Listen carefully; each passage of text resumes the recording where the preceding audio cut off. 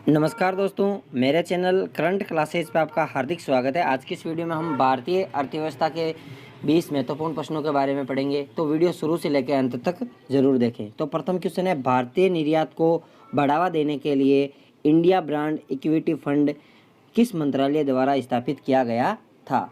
तो चार ऑप्शन दे रखे हैं। तो आपको पता है, वाणिज्य मंत्रालय द्वारा इंडिया ब्रांड इक्विटी फंड स्थापित किया गया था भारतीय निर्यात को बढ़ावा देने के लिए। अगला क्वेश्चन, चलैया समिति किस क्षेत्र में जांच हेतु गठित की गई थी? तो आपको पता ही है, प्रत्यक्ष और अप्रत्यक्ष कर की जांच हेतु चलैया समिति का गठन किया गया था।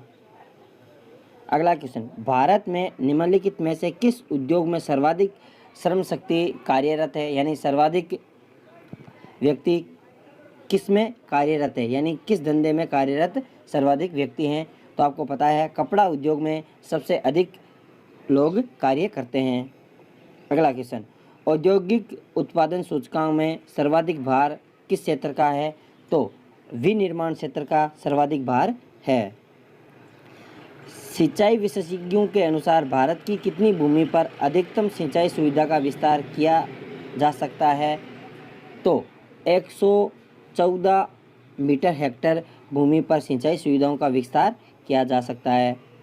अब देहरादून स्थित फॉरेस्ट सर्वे ऑफ इंडिया संस्थान द्वारा कितने वर्षों के अंतराल पर देश में वनों की स्थिति पर रिपोर्ट प्रकाशित की जाती है? तो ये 2 वर्षों के अंतराल के बाद रिपोर्ट प्रकाशित की जाती है।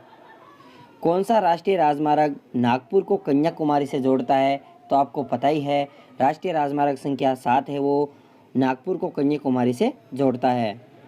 अब है, अनवर्त योजना यानी रोलिंग प्लान किस अवधि के लिए बनाया गया था? तो जनता पार्टी की सरकार द्वारा नई पंचवर्षीय योजना की शुरुआत की गई थी। इसकी अवधि 1978 से 1983 के बीच हुई थी। इस योजना का मुख्य उद्देश्य था गरीबी उन्मूलन और रोजगार में वृद्धि करना।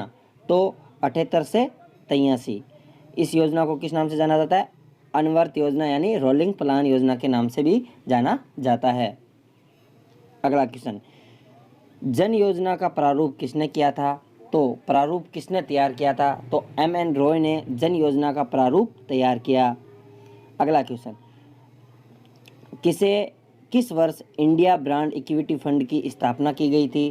तो 1996 में इसकी स्थापना वाणिज्य मंत्रालय द्वारा की गई थी।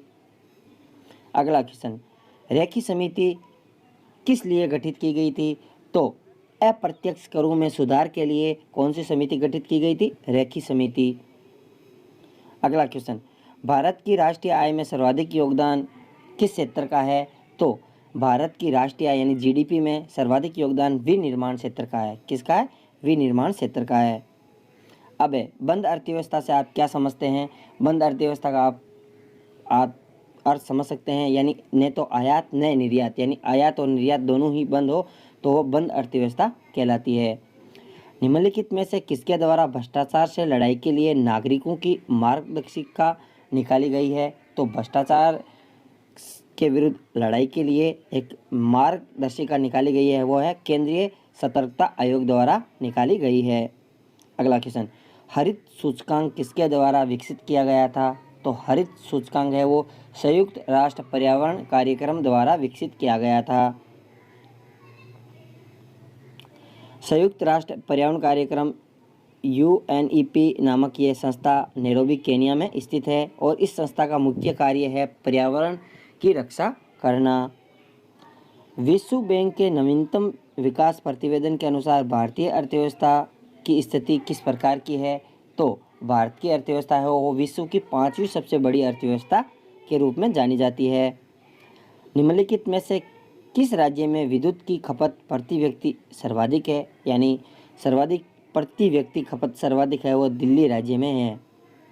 अगला क्वेश्चन, भारत में आयकर एकत्रित करने वाला सबसे बड़ा क्षेत्र कौन सा है? तो मुंबई में सर्वाधिक आयकर एकत्रित किया जाता है। अगला क्वेश्चन, स्वतंत्र भारत का पहला अंतरिम बजट 1947 में प्रस्तुत किया था। इसे प्रस्तुत करने वाले वित्त मंत्री कौन थे? यानी स्वतंत्र भारत का पहला अंतरिम बजट 1947 में प्रस्तुत किया, इसे प्रस्तुत करने वाले मंत्री का नाम क्या है? तो R.K.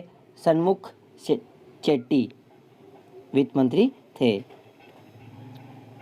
अगला क्वेश्चन, 1993 में भारत की जेल में सर्वप्रथम बैंकिंग सुविधाएं उपलब्ध करवाई गई, वह जेल कौन सी है?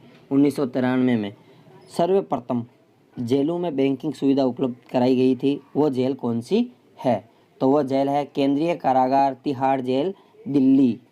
यदि वीडियो अच्छा लगा तो अपने दोस्तों के साथ शेयर करें, वीडियो पे कमेंट करें और ज़्यादा से ज़्यादा शेयर करें। Thanks for watching us.